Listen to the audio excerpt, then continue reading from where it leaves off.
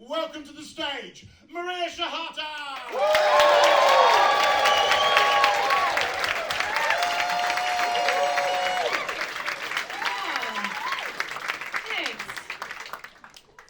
I love London. I live here. I moved here from LA. Thank you all so much. That was super warm. That was amazing.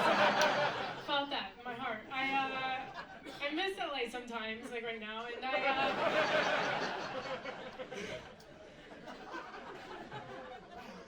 I do. I do miss it sometimes. I miss the way everybody there came up to me speaking Spanish all the time. Right into Spanish. I don't speak Spanish. And they get upset if you don't speak it back. One guy was like, "What's the matter, mija? Your mother never taught you Spanish?" No. Because I'm Egyptian. I don't know why she would have done that.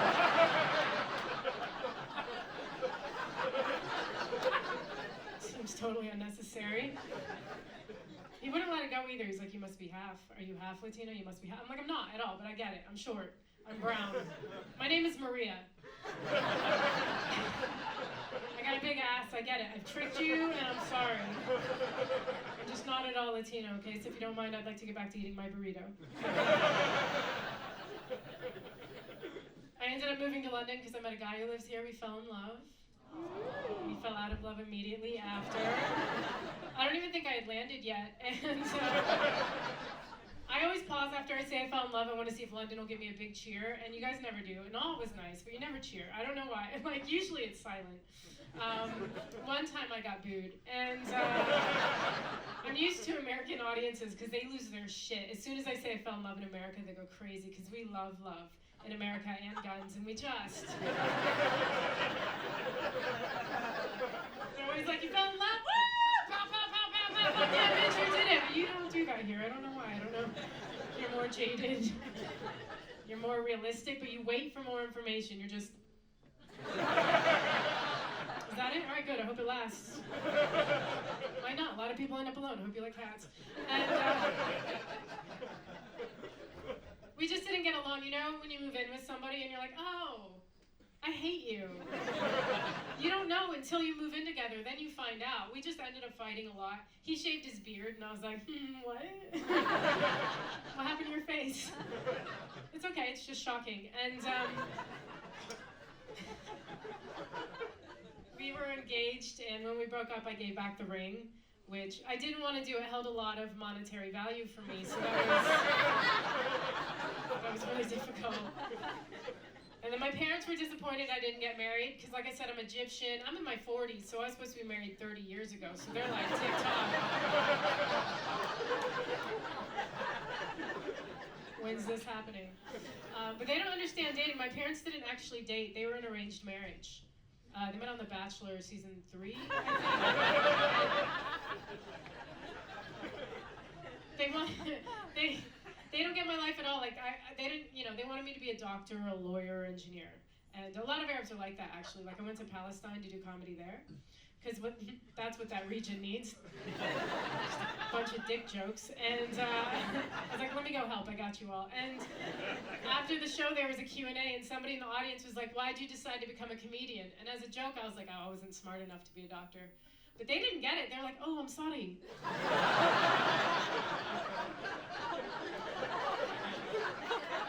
Maybe if you study harder, you can do it. I was like, "Fuck off. This is a lifelong dream I'm having." My dad thinks that I'm his responsibility until I'm my husband's responsibility, but at no point am I to be my own responsibility. Like, the women in my culture need a chaperone through life. We don't have the same rights as the men. Like, my dad wanted to move to America from Cairo, so he just moved. He's a man. Fuck off. Bye. Enjoy yourself. My mom wanted to move to America from Cairo, and they were like, "Let's find you a husband in America," and that's how they met. 3 of my aunts became nuns. That's a lot of nuns for one family. And I was like, "Mom, why didn't all your sisters become nuns?" She was like, "Because they didn't want to get married." And then she caught herself. She's like, "Because they love God." I knew it. They saw their options. Meet Samir. He doesn't know how to do his own laundry, and he has hummus in his beard right now. You can fuck him every night. Or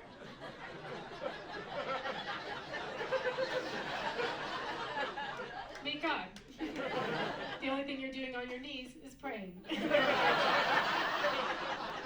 Yeah, God, that sounds great. Let me get my shit. Is this the way to the monastery? I'm a Coptic Orthodox Christian, and a Coptic Christian is an Egyptian Christian, and I was supposed to get married in the Coptic church, which this religion hasn't been updated in like 2,000 years. There's nothing new about the Coptic Orthodox religion, and the vows that would have been read to me on my wedding day are archaic as hell. And do you want to hear them? Yeah, all right. So this is what would have been read to me on my wedding day, best day of my life, in front of all my friends and family. Listen, O bride, and lend your ear. Forsake your people and your father's home, for your chastity has appealed in the bridegroom. So already your chastity, my bridesmaids would be lined up behind me like, sorry, you're what? Like, shut up. Your chastity? I'm like, shut the fuck up. And their shoulders would just be shaking as they were trying not to laugh. For he is your husband, and to him you will submit. I know. I'm sure it's feminist if you read in between the lines somewhere. You must honor and respect him. Do not disagree with him, but increase your obedience, for you are now alone with him, and he is responsible for you instead of your parents. You must receive him with joy and cheer. Do not frown in his face. That's what it says. Do not frown in his face, like it was written by a guy who just got into a fight with his wife. He's like, oh yeah? All right, how about this? Do not frown in his face. How about that, Margaret? Sing your shit.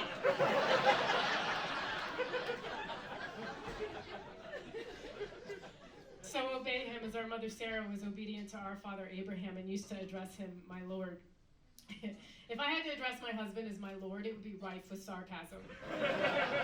Everything he did, I would be right there for it. He'd be taking out the trash and the bin bag would break, and I'd be like, way to not spend an extra 10p on bin bags, my Lord. Is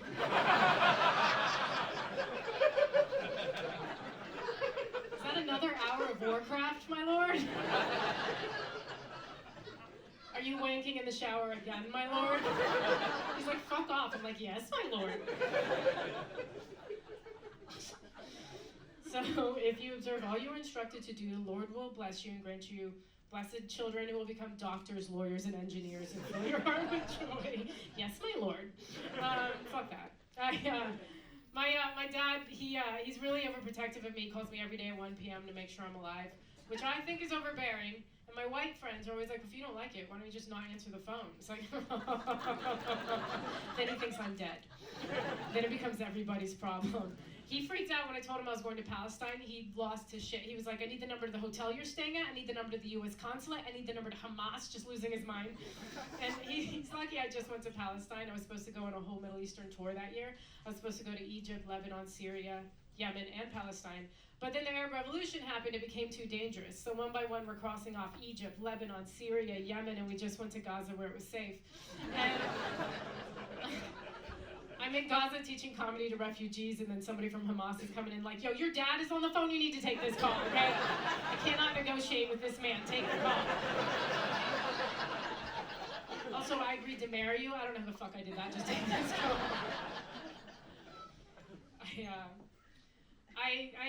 I'm seeing a guy now, he's 11 years younger than me, which makes me a legend. And we're different cultures though. He's Scottish and I'm optimistic. So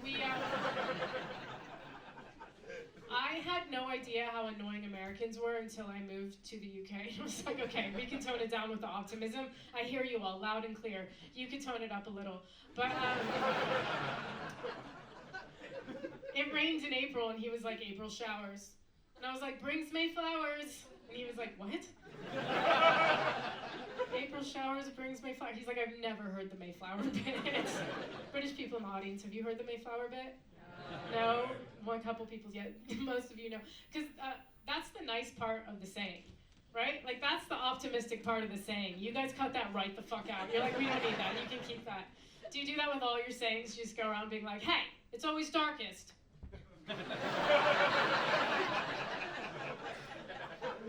When life gives you lemons, you should be grateful. Very needy with him. I'm a needy girlfriend. But I'm needy with everybody. Like, I was sitting at a cafe today, and the person next to me got up to leave, and I felt it. I was like, where are you going? Are you coming back? I miss you. And so I want to hang out with him every night, all the time, no breaks. And he doesn't. That's cool. He's got boundaries. I respect that. I hate it. Because I feel like he's pulling away if he doesn't want to hang out. So I'll be like, do you want to hang out tonight? And he's like, I'm going to spend time on my own tonight. And I'm like, oh my God, we're breaking up. And he's like, what? No, we're not. I'll see you tomorrow. I'm like, I've already slept with all your friends. I'm so sorry. I didn't know we were getting back together. I like London because it's so close to everything. I love to travel. I go to Paris a lot. Tell my American friends I'm going to Paris. They get so excited for me. They're like, oh my God, Paris, take pictures of all your baguettes. We love it so much. And I tell people here, I'm going to Paris. You don't give a shit. All you ever say when I say I'm going there is, oh cool, how are you getting there? Are you taking the train?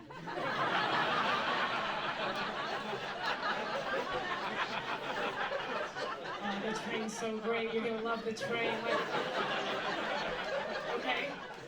Every time, how are you getting there? Are you taking the train? Oh, the train is so great. Like, so is Paris. What the fuck? Why can't I talk about it?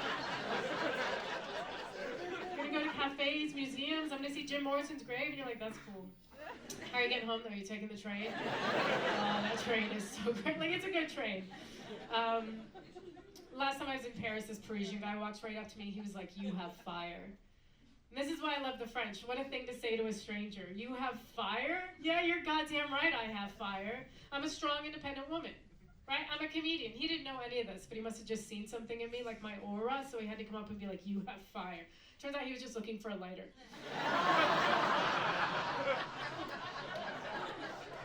Which I had one. I just wish he told me before I fucked him. So, you guys have been amazing. I'm Maria Shehata. Enjoy the rest of